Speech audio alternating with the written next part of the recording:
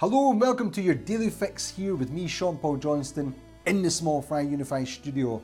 Got a couple of stories for you guys today. I'm going to start off with some TV news. Now, if you're a fan of The Walking Dead, you're probably well aware of Fear the Walking Dead. That's the prequel series that shows you how everything came about going up into The Walking Dead. Well, that started back up again. Series 3 was basically came out last night, and the first couple of episodes I think are up just now.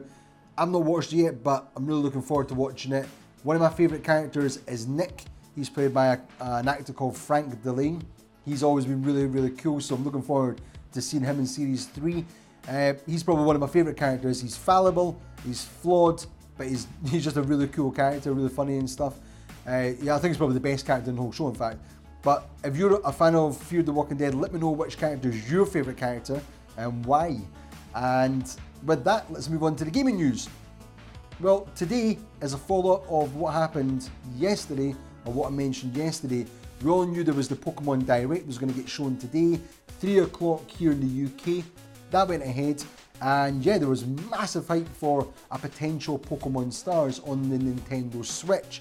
And I think everyone was looking forward to that, expecting that to happen, especially with Junichi Masuda, with him tweeting away.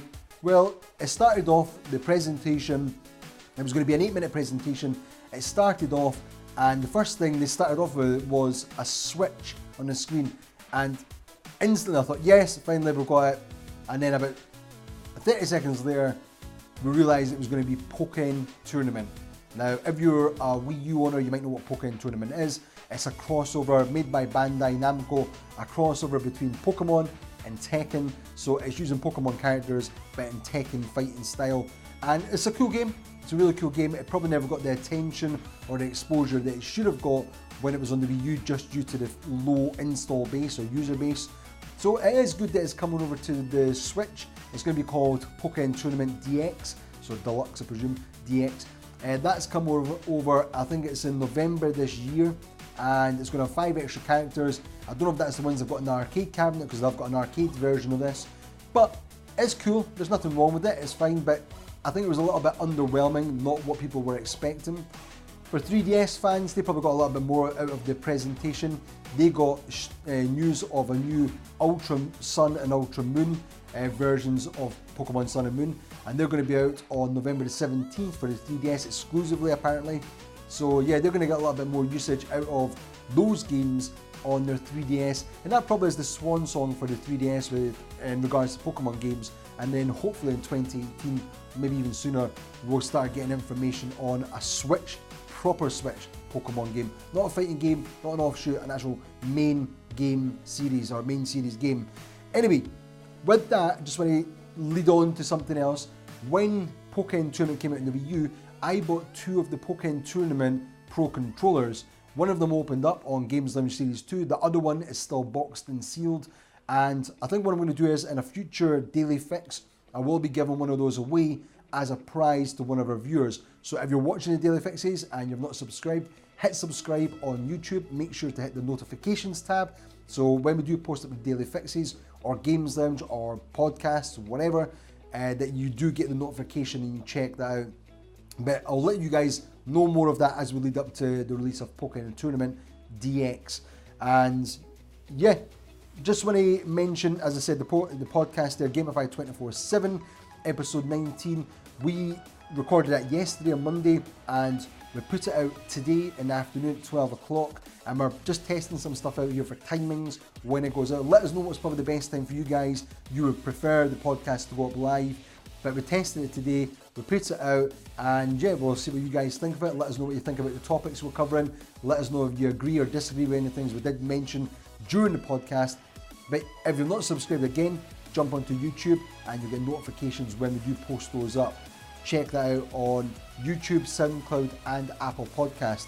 I want to finish this Daily Fix by giving a shout out to a couple of people who left us comments on YouTube over the last couple of videos. One was Liam Thing. He said, "These fries so small still make me so proud." Liam, thank you so much for your comment.